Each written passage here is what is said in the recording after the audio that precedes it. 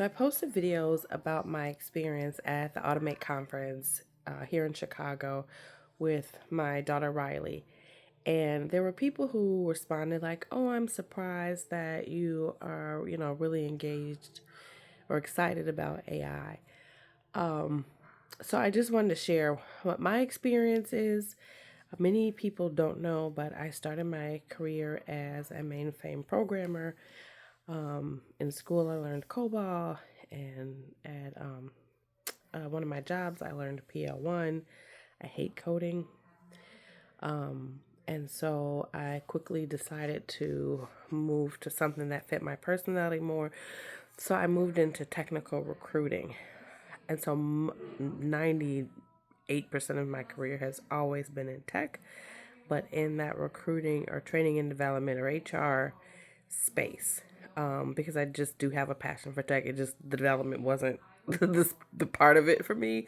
And that's where my career navigated. So what I recognize about tech is it's ever changing. And so saying like, oh, I don't want to use AI, I don't use AI, et cetera, to me is like the people who didn't want to use the internet. Like, oh, I'll use my paper map. Oh, like, it's the same thing. Technology is going to constantly evolve. This is, the buzzword, the big thing right now, but 5 years from now, it'll be something else. And AI will be old news. I just think the cycles are getting shorter, right? The time periods between when the new trend hits. The other thing is to recognize anything that we are receiving that's, easily accessible. The federal government has had for like decades. This stuff is not new by any stretch of the imagination. It's just they've made it affordable and accessible to us. I think also people use their imagination and they think about like Terminator, the movie, and it's, I'm not to say that you can't do that, but that's a pretty extreme idea around it. And then the other thing that is a serious concern is the water. And so, yes, that is a concern. It does bother me. I have family who live in communities where they have built data centers. And so I know that their water will be impacted as soon as those data centers are complete. I also believe that they will figure that out. They will minimize this whole water issue. Just similar to when my dad's a programmer, my bio dad. Just like when he started in computers, like they had to be held in very cold temperatures, really uncomfortable. And we're talking back when they had the punch cards type of thing. And so now, you've got certain things that have to stay in cold temperatures, but not the way it used to be, because that's not a realistic long-term solution. So I think the same thing with the data centers. I think the issue with the water, it will be short-lived. There's a lot of, it's a hot button topic right now for people, and it's a real issue for certain people, but I think in the long run that will not be a concern related to AI.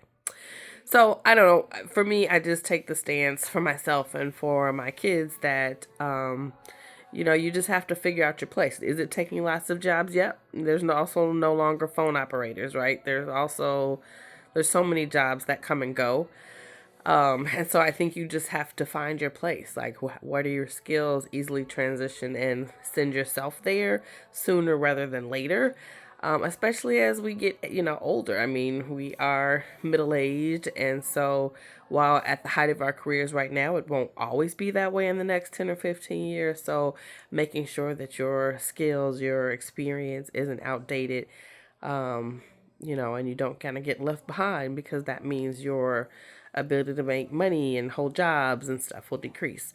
So I think that's also a critical piece, is making sure that you stay open minded to change, and figure out where your career path and the career path for your loved ones will be in the new spaces. So just sharing my 2 cents of the view of AI. And I think there's also a lot of things that they haven't figured out yet. Going through the conference, yes, the robots are very, very cool, and they're very, very fun looking. But they are still very much robots, right? Or if you're the stuff that they were showing, a lot of stuff was like manufacturing and robotics, but their arms are suction cups, they're moving things, they're scanners, it's kind of the same stuff. I mean, they had, I don't know, motors and belts and all sorts of things related to that, but it still has a lot of limitations on what it can and cannot do. There's a lot of issues with, yes, companies have invested a lot in AI, but then making those systems actually talk to each other, multiple systems talk to each other and have processes flow. And so I think we're still a very long way. Yes, it has recrafted what we're doing, but we're still a very long way. So, like I said, I think that, if I could share anything with anybody, is to think about, what your next steps are for yourself and your career if you feel like, there's a potential. I mean, there's really a potential for all of us. So, and you have to think of this as now a global economy, right? Jobs are shifting where they live. They don't have to sit here.